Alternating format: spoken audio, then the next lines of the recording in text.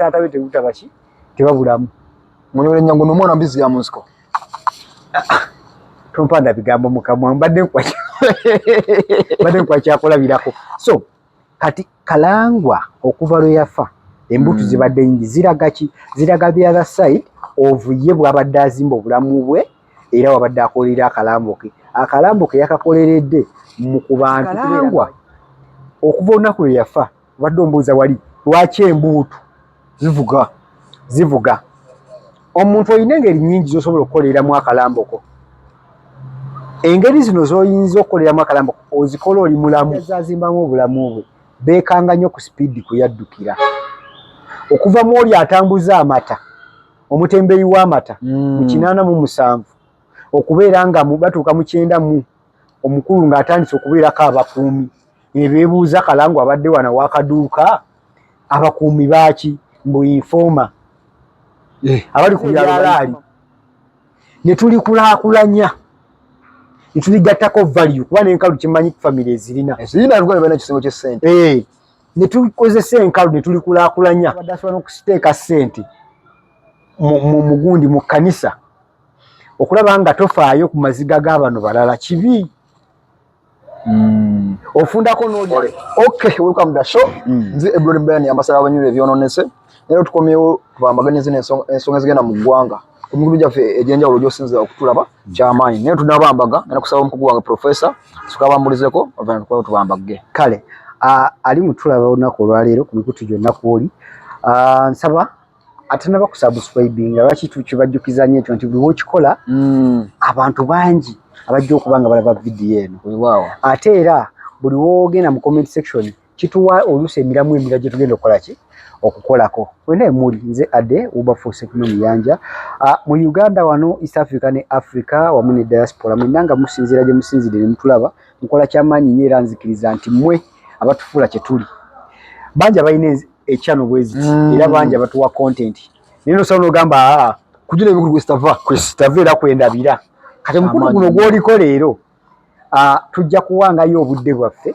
tukole research amala tukuwe ekintu at least ekifumba obulungi tuleme kuwa bintu bitajja mu kaddatako kosaasaanya yesewo bwenga professor wange ogoberedde ensonga z'omugenzi okuva eri bamubika afunye accident Kalangwa Moses Kalangwa Mpologoma bangambye Kawologoma mbwe ekigambo Mpologoma nkikyusira siddamu kyogera Kawologoma ate nga bakingamba batuuze era nakawologomera ebira Mpologoma beekayunga akawologoma kaba kafuuse kano akalinga omunya katayaya bangambye ekigambo Mpologoma tukirekeresa abasajja kirekeresa abasajja kireke ate era nyina gwe nakyazaako ku Focus TV yo naŋŋamba nti buli eyeyita empologoma nga tobadde empologoma bakakkana bafudde empologoma eri etya Ssaabasajja Kabaka so mwababyeyita mmwe begendereze muyinza okkakkana nga mukoze ekyo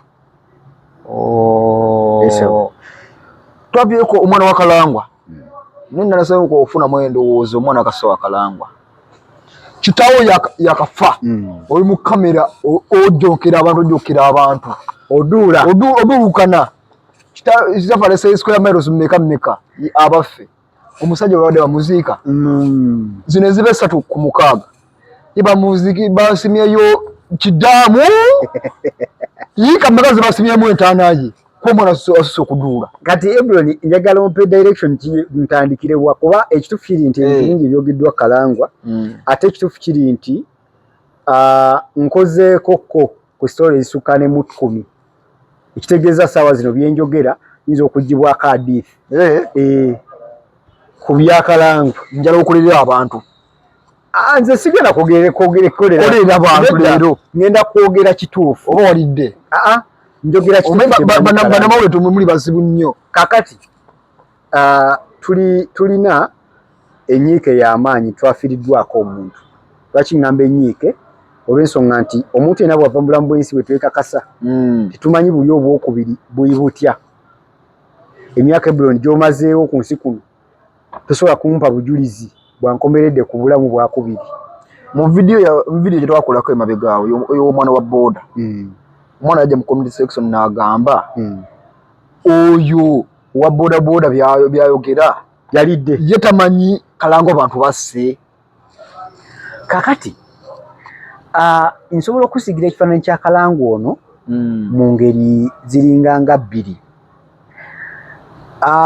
Kalango ono abadde mu kifo ky'abaddemu ekyekayonga nga mulimu ebintu by'ajja akola ebirekera bannansi nga option yokka gye basigazza kwe kukuba embuutu mu kufa kwe. Ne mbamu ne Kalango oli abadde akola ebintu ng'ate abantu abamuliraanya ab'olubatu babikubira engalo era ne babisanyukira nnyo.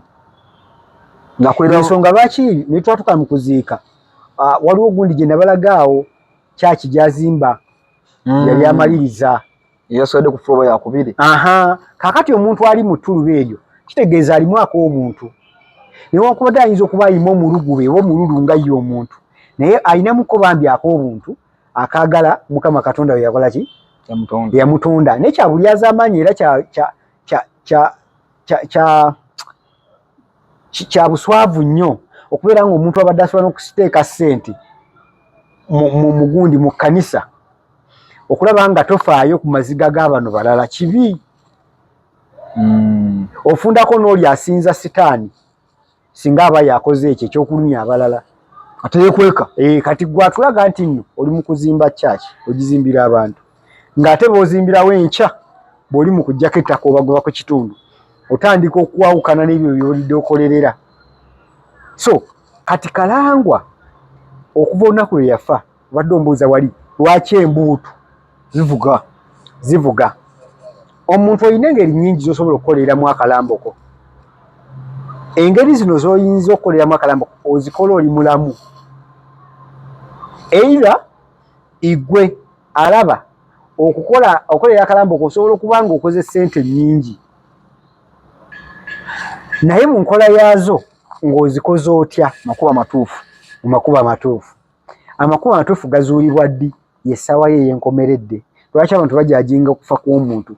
One, tukkiriza nti omuntu yenna okugamba nti Arsenal ewangudde erina okubeera nga liigi ekoze eki ewedde. Kaakati omuntu yenna climax y'obulamu bwe kufa era abantu batandikira n'okuweeyinga obusobozi bwo n'obunafu bwe bubadde.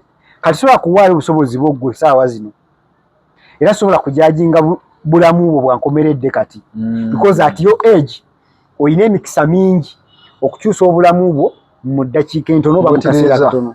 Naye bw'oba omaze okuva mu bulamu bw'ensi watu kyalina kyosobola kutereeza. Kalangwa takyalina kyasobola kutereeza ku linnya lye essaawa zino. Omwana kayambala engatto ze. Omwana engatto zayambala nedda oyo mwana kyali kumba linnya yamuddamu mu maaso eri nze ndowoozamu is not a biological son. Kiba kizabulyaza amaanyi omwana ategeere omwana Kalangwa gwe yaweerera. Omwana mwebuulereze.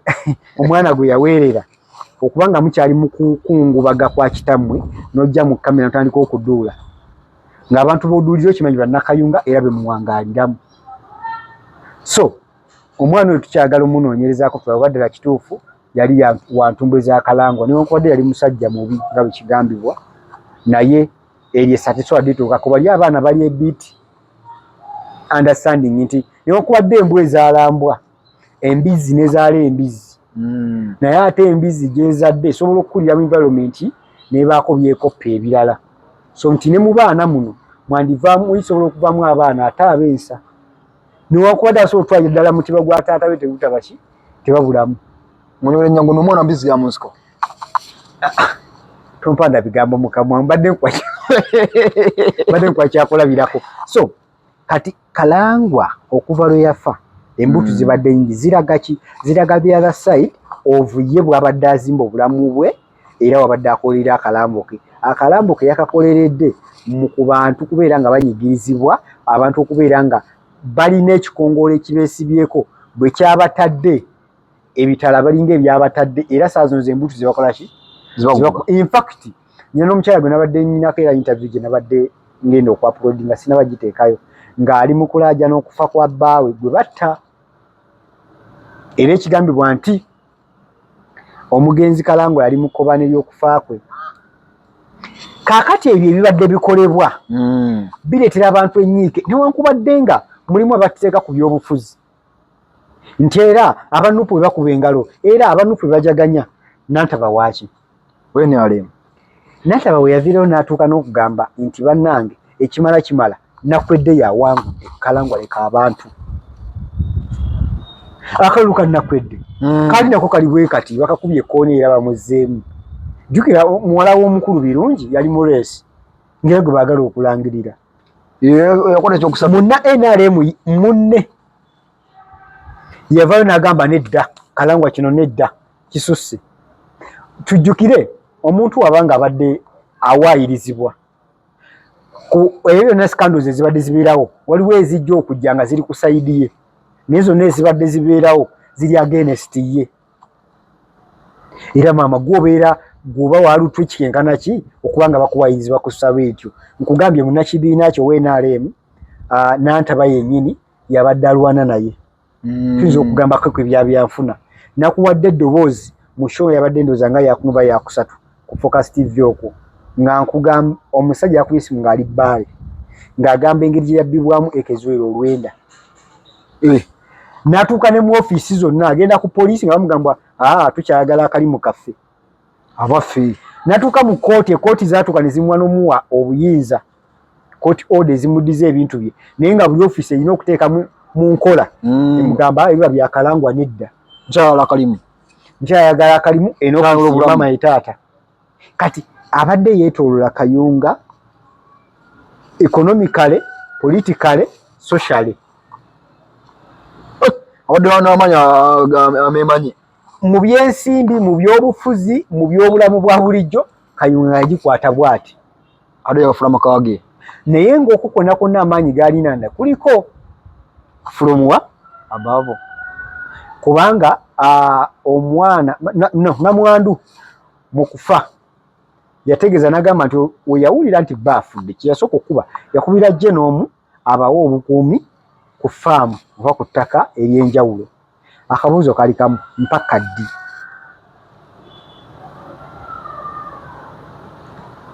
Geno awoleza obukuumi yabuwaayo naye mpaka ddi omusajja niwagewulira nga oliyo abamu bakinga emabega amaanyi so kakati n'obulamu bwenge gye buzimbiddwamu nkugambye ebyenjogera mbirinako abantu abadde bampa information eyo bembadde nzijjamu information abagamba ki nti engeri gyazazimbamu obulamu bwe beekanga nnyo ku sipiidi kuyaddukira okuva mu oli atambuza amata omutembeeyi w'amata mu 87 okubeera nga batuuka mu 90 omukulu ng'atandise okubeerako abakuumi beebuuza Kalangwa abadde wana wakaduuka abakuumi baaki mbu informa abali ku byalo ba informa mubamanyi bo babeerawo mbukuke kubeera waliwo ekiwuli ekize naddala mu kibiina ky'NRM nakuba essimu bw'afuuka informa ate bamuwa abakuumi agamba yi informa atayina abakuumi ow'amata mu 2000 eyo biki atandika okuse bakiyita kupangisa mbw atandika okupangisa ettaka Ebroni wezija n'opangisa ettaka emyaka nga 10 nkuwa ssente zo era ne basayininga endagaano z'osayininga ezipangisa omukulu n'atuuka ebiwandiiko ne bikyuka nagula abaffe tuva mu yali apangisa eka 3 eka 10 eka 2 ali mu 1,000 ali mu 2,000 abaffe akalala abaana ke batoogera ddala mawulire wano akatoogerwa nti mu mateeka ag'ebyettaka bw'obeera oguza ettaka nga kuliko abapangisa baweebwa omukisa either okwegula oba okubasasula akasente akajja mu ebyo bye balina ku ssaawa eyo beeyiye aga amateeka ewa Kalangwa yali tegakola ki tegaliiwo ye olugula ku ttaka n'alifuna mwabasigadde nga mukola ki abatwala na kiguli kuba ebyokwerinda abirina okategedde so kati simanyi ku ssaawa zino bannakayunga bawaabyewa wakatonda talyanguze kubanga yabagamba nti wewasobola omuwaaba wokka wa mukama ki wa mukama Katonda naye ku nsi wano obutafunawe bagenda kukola ki buloopa naye ate era ku mawulire amalala ge nafunye ku era agakwata ekayunga waliwo omutuuzi omu eyaŋŋambye nti bafiiriddwa abantu abawera 4 amanyikiddwa ennyo y'omukulu gwe bayita Ffeffe Kasserubogo. Kyova olaba obadde okibuuza ali ku kamera nti lwaki ebifaananyi byadde bitambula bibiri. Kati enfa ya Ffeffe Kasserubogo bingi ebyavaayo nga bye matankane. Kojja Katonda yatugamba nti script yali nfu. Bawandika bubi. Muwandiisi yali mutuufu. Mukulu oyo yatugibwa. Kakati Kalangwa ayinza okuba teyakwatibwa red handed mu kutta Ssekibogo. Naye waliwo ebintu ebyekuusa oba ebintu ebisobola okuvaayo okukulaga nti naawe obadde olinamu omukono. Ekisookera ddala ekifo kye yali awangudde ekyolo C5 ssentebe wa Kayunga. Kalangwa yali alina gwa sekendi nga gwe Andrew Muwonge. Andrew Muwonge nga bali mu mbiranyi y'amaanyi ne Ffeffe Kasserubogo. Ffeffe Kasserubogo ng'abiisanya n'abantu babiri.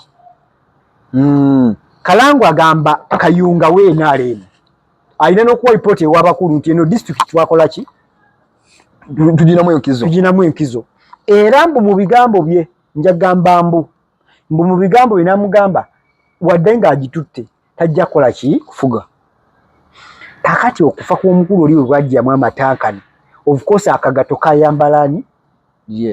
Akagato kayambala Kalangwa. To extent ne bali bakuba ebituli mu ngeri gye yafaamu omuti gwasalibwa. Temuddayo ne munonooza. Kuba omusajja bambi yali mulema. Omulema n'awala omuti. Nga muwanvu. Kati wala obujulizi bamu ebituli. Omuti basanga akoze ki? Gusaliddwa. Okugirawo ddala ki? Obujulizi. So Ffeffe olw'okuba yali mwagala w'abangi ng'ate ali mu kibiina eky'abantu bo abalowooza nti banyigirizibwa. Y'ensonga lwaki olaba embuutu zino. Era ne bakomyawo n'ekiri ekyani ekya Ffeffe nti kye wakola munno bye kaseera okole ki? Alissa munno ekitala naye alifa kitala. Nti amaanyi g'abadde akozesa. Essaawa zino be bantu okubeera nga bali mu mbuutu zino bazikola ki? Bazikuba. Kyova olaba omu yabuuza n'obuuza bannange kituufu yafudde? nga ye alinga gavane bo kye bamanyi mulimba tasobola kufa. So yembeera Kalangwa gye batatuusizza ku bannakayunga. Akala kakano akakulu era kennaggyeyo mu lipooti eyo gye mbadde ndi mu compilinga. Kayunga oyo abaddeko abakulembeze abadde bajja naye ng'era bafa mu nfa ezitategeerekeka. So Kayunga ono bwe banga bagamba ekyeddogo kikyo bakodde okoonako kituufu lirabika eddogo gye riri kituyinza ddibuusa maaso. Waliwo RDC gwe baweereza ne yeekubana ne Kalangwa okubba ettaka e Kayunga. Yafa mu nfa y'emu. Accident. Mutuuze wa Kayunga yabiŋŋamba. N'aŋŋamba n'okuŋŋamba nti waliwo munnamagye yagenda n'awamba ekoba eziwera 1,000 n'ateekako ente eziwera 2,000 if I'm not mistaken with numbers. Munnamagye teyafa. Naye singa akulagayo ente emu ennamu aba musajja. Olwo tuli Kayunga. Talinayo yadde akabuzi. Kale ente zinza oba zaagaana zaafa. Naye talinayo wadde ki? Awadde akabuzi. Era yagenda ku ttaka ly'abannakayunga. Kayunga twasikibwa amannyo. Ne wabawo City Tycoon Kampala. Agenda bamugamba ettaka ly'eri eno lyakyeyonoonere lingi.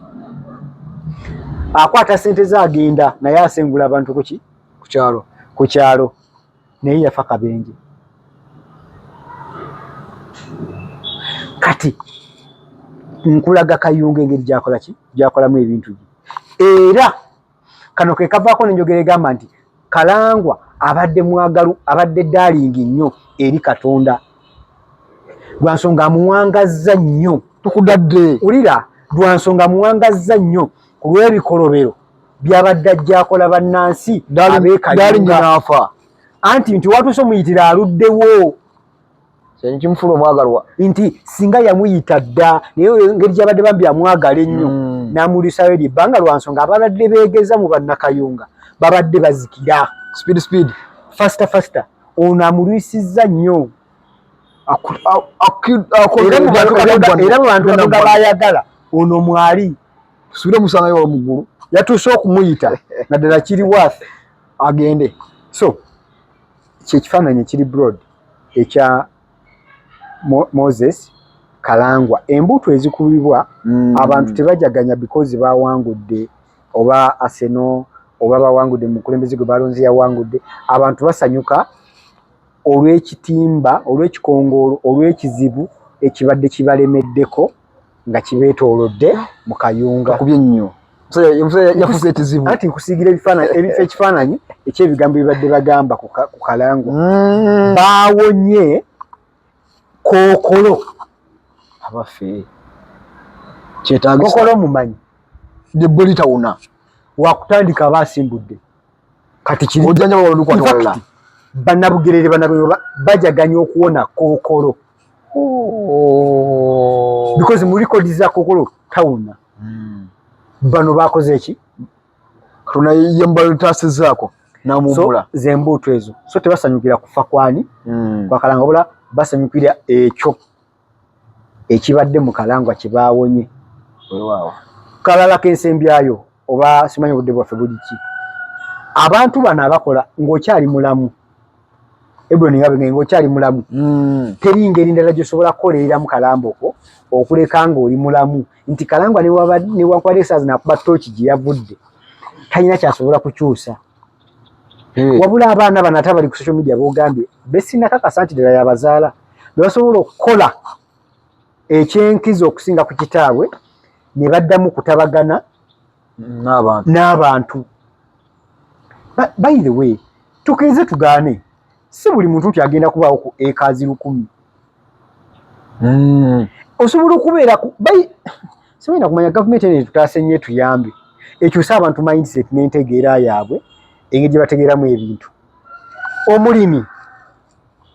omulimi asinga mu nsi bw'onooba okoze research tali ku eka 1000 tali ku square kilomita batwetaaga kubwangula bwongo bwaffe tukozesa tutya ettaka ettono ly'olinawo okulifunako ebintu eby'amaanyi ne tuliyongeza value kakati bannaffe bano ekiri mu bbajo egy'omyeza abantu bakyalina enzikiriza eri ey'edda nti omuntu wetaaga square kilomita okulunda ente nina mukwano gwange awo Musumba kimanyi the next exclusive amumanyi bamuta Joash aguma gasaana yangamba bafuna omukisa okulambulako Kenya mu bya agriculture obulunzi n'obulimi ng'osanga omuntu ayina ente 3 ziri valuable mu nte za wana 10 asatu mu productivity buli nte 10 ziri worth ente ekya mu ebyo ebivamu ng'amata ne price oba ebbeeyi yaazo singa oba ogitunda ng'oba odde oyagala okwekulaakulanya okukola ebintu eby'enjawulo naye ng'abantu abo omulunzi gwe bamalaga yali asingamu eyo gundi gye bagendamu ng'ali ku acres meka acres 3 ezo ng'alinako ne projects endala tali ku bulunzi bokka naye ng'essente zaafuna mpitirivu igwe oli kusengula abantu because okkiriza nti square kilometers eziko mu bwire ebingi n'ente nnyingi nedda abaana abato abasigadde baba Kalangwa musomye kitamwe teyafuna mukisa gusoma wadde ng'agenze bukulu n'asoma naye omuntu asomye mukulu abatasomye anti kingamba obwongo mindset eyinza obutakyuka bana basomye nsaba busabye abaana b'omugenzi Kalangwa tukyuse endowooza zaffe betereeze how can you make katugeze acres 1000 ne zibeera worth okusinga ziri 4,000 ne negotiatinga n'abantu ne baddizibwa ebyabwe n'oba n'akatono ng'olina eddembe kala nkiyo ne kiva ku famire ekyekikwa ne kibavaako ng'abaana musomye abayi buli omu awaggawadde wano alina ssente empitirivu alina ttaka era alina mu square kilomita tulabyeeko alina kontaina z'essente alina square kilomita foto fiti y'essente enkalu anti alina square kilomita za ttaka kuba kati Kalangwa ekibadde kimuvunaanyo ekibadde kimuteekeko olukongo n'abantu okujaganya kugoba abantu ku mataka Ebron tomanyi kyekitegeeza newankubadde nga wooyo oba opangisa landlord kujjako era kumakyandika kufuba eyiye you know what it means nga mukyasobola n'okunegotiate nga n'akugulira naye olina gamba vaawo awantu wozaalidde abaana n'abazzukulu oli akugamba kola ki sinakino waliwo n'ebijja kati emyoyo gy'abantu emizimu ejaba abaafa abakukuluma mingi era essaawa zino bwe bagamba nti banakalunga beekozeemu omulimu ne bamugjawo tokiwakanya kyekiri kibadde ogamba mbi yawangadde nnyo nti mukama abadde amwagala nnyo nti era abadde bebuuza lwaki ye awangadde nnyo akaseera kano. So that is a broader picture kyenyinza okusiiga omugenzi Kalangwa naye nzikiriza nti nno abaana banatwala amagezi gange sinza ategeera okusinga naye nyina ebintu bye-experiencezeeko byentegeera. Just imagine ettaka eritulidiza abanyini watugeze ntunegotiatinga n'abantu ne bagenda abaddizi b'ebyabwe tusigaze eryalaali ne tulikulaakulanya ne tuligattako value kuba n'enkalu kimanyi famire ezirina ekisingo ky'essente ne tukozesa enkalu ne tulikulaakulanya. Nkugambye tulina ebikula by'ente ng'ente emu eri waffe bute 10 buno obunyankole obute obunyolo obwo.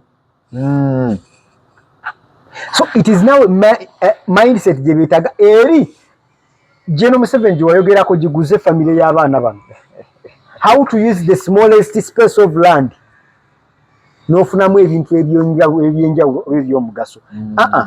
Ekizimbe ekisinga obunene wano mu Kampala ekipangisibwa abantu nga kya bizinensi nyinza oba Kampala simumanyi nnyo naye nsobola okugeraageranya ekizimbe nga Energy Center abatulaba mujja tuwa ekyammwe gwe kyomanyi naye ndi mukuwa ekizimbe ekirimu bizinensi nga kiri wamu.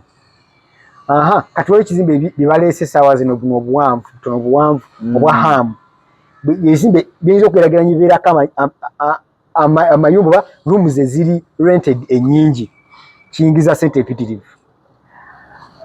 Watya abaana abo nga ebyobuga bakyusaamuko ne badda mu version eyo nabo kikola nti weetaaga only a half acre okukolawo ekintu ekyebbeeyi ate omwana n'abigira ng'aganyirwamu. Tuve ku eri enkola abantu emizimu egiri mu kununduula kati famire ya Kalangwa giruluma bava ku mataka omusayi gubatambulira gwava ku ttaka. Lwaki tofunza n'oyiyayo engeri gy'osobola okwacumulatinga obugagga bwo ng'oli mu bizimbe muri estate yeetaaga square kilometer yeetaaga 10 okulawo ebyanaggwano okategedde okusinga abantu oli banatandika okukiikira ensi ng'omuntu ojja mujja ka eka kamu nga ka eka kamu okategeeza jjajjaawe maama we ne taata we n'abazzukulu nenakasatwe omuntu oyo bagenda kukukolera ki? Omuntu wajja kukubisa akabenje eno ensi gye tulimu erimu abantu bekola ebintu omuntu ojja kukubisa akabenje mubeeremu 10 yabafa nabeeko kono omukazi naye abantu baffe ba entegeera ebyebulamu kati nga ali kusumirya awuwuula mbu accident weyagwawo beyalina mu motoka bebamutuga awo Uganda weyatuuka. Nsaba eyo version mbadde sigirina ewange version eyo ewange mbadde sigirina naye nga bwe nkugambye nti ebifaananyi kyenkusiigidde yeezo lipooti ezivudde mu bantu abo ab'enjawulo abazze balumika oba abazze balumiriza ekifaananyi ekisiigibwa saa zino ku social media. Lwaki abantu bakuba embuutu, lwaki abantu bajaganya, lwaki abantu basagambiza ng'ate omuntu yakoze eki yafudde. So ebyo byebimu ku ebyo ebiritidde omukulu notuuka kweri essa naye tusaba omwoyo gw'omugezi Mukama agulamuze ekisa newankubadde nga waaliwo abagambye nti agutwale muliro gutazikira waliwo n'abagambye nti abatagulamuzawo kisa mbagulamuza ejjambiya ate wagutwale muliro gutazikira abatagulamuza kisa ebigambo byebyo nkolera bantu nange nkolera bantu weewaawo sijja kukomawo kwebaza bakama bange abantekamu ssente babalekyama banyambaza akasaati Focus Graphics and Branding bankozeeko uniform bagambye Eblon uniform zizo bukyusa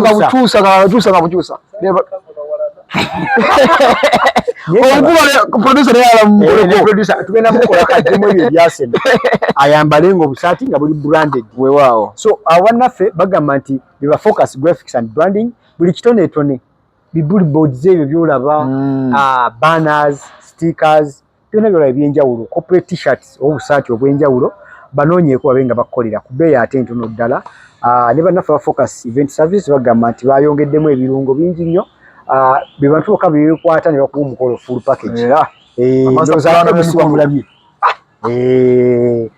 kakati basimbudde okungera kulaga nti package zonna bakola ki bazina bagezeeko omukolo tugukola omulundi gumu mu mwaka oba mu bulamu bwaffe omuntu wembaga teddibwamu kuleka kwoyo nga omutongozi wamuvuddeko naye waba akyali mu bulamu toddamu mbaga so kati bw'okwata abantu abakyamu ne bakolera omukolo ate ne bakola mu bukyamu oyinza okwejjusa obulamu obwo bwonna so bwekwate focus events genda ku TikTok focus event services obeere ng'obanoonyaako enamba zisebakolako yes naye nga nzijjukira nti nekojja kagatto yagambye nti abantu bagambe obe bategeeze abamuwagidde abali mu nsi z'ebweru mukola kyama taba mu mukolo namera bitengo by the way abajjukiza nti focus bemala okukolera omukolo waliyo akaseera kebayita honeymoon omwana w'obuwala aba yeesunze nnyo akaseera ako kipya kikyagenda okufunamu kati kozesa akabicycle kick ogenda okubezirala ziruufu